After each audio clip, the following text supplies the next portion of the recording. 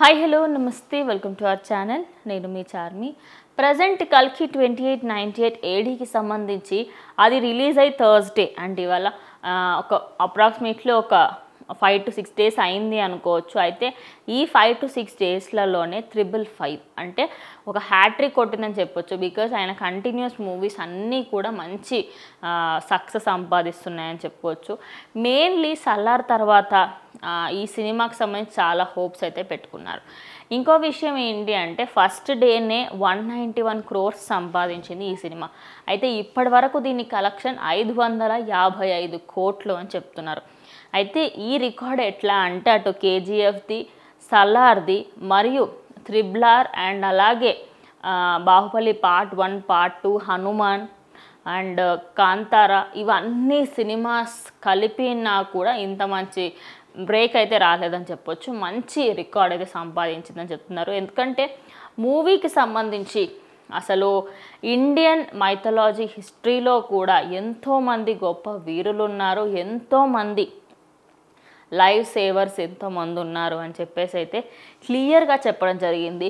మూవీలోని ప్రతి సీన్, ప్రతి యాక్టరు కూడా ఆయన మొత్తం సర్వస్వం పెట్టి యాక్ట్ చేసిన విషయం మన అందరికీ తెలిసిందే.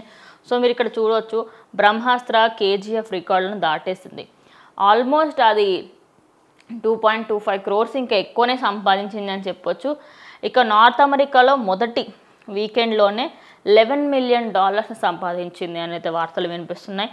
వరల్డ్ బాక్స్ ఆఫీస్ కూడా కల్కి షేక్ చేస్తుంది. మొత్తం బాక్స్ ఆఫీస్ని కూడా కల్కి షేక్ చేస్తుంది అయితే మనకు క్లియర్గా తెలిసిపోతుంది. అవతార్ 2 కానివ్వండి అండ్ అలాగే మిగతా సినిమాస్ దానికి ఆ రేంజ్లో ఒక హాలీవుడ్ మూవీ ఎలా అయితే ఉంటుందో దాని రేంజ్లోనే మనకైతే కల్కి 2898 ఏడీ మూవీ ఉండడం వల్ల ఎక్కువ మందికి దానిపైన ఇంట్రెస్ట్ అనేది వస్తుంది.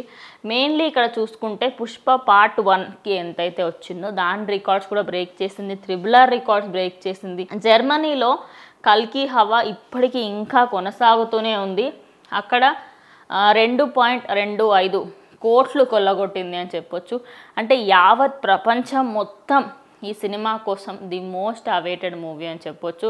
చాలా మట్టుకి మనకి కొంచెం ఒక హాలీవుడ్ మూవీస్ లాగానే అనిపిస్తుంది. అంటే కొన్ని అవెంజర్ మూవీస్ తీసుకోవచ్చు, లేకపోతే థానోస్కి సంబంధించి తీసుకోవచ్చు. అలాంటి కొన్ని మూవీస్ అన్నిటిలోని కొన్ని పార్ట్స్ మనకు ఎట్లా అంటే అరే అవును కదా ఇలా తీస్తుంటే నిజంగానే ఒక హాలీవుడ్ మూవీ మన మైథాలజీకి సంబంధించి వస్తుంది వావ్ అనే విధంగా ఉంది. అంటే ఎప్పటికీ ప్రతి ఒక్కరు గుర్తుపెట్టుకునేది ఏంటి అంటే ఒక 25 నిమిషాలు మహాభారత్ని కళ్ళకు అద్దినట్టు థియేటర్లో చూడడం అనేది ఎప్పటికైనా ఇండియన్గా ప్రతి ఒక్కరికి ఉన్న కోరిక. అది ఆ కోరికను నాగ్ అశ్విన్ తీర్చారని అనుకోవచ్చు.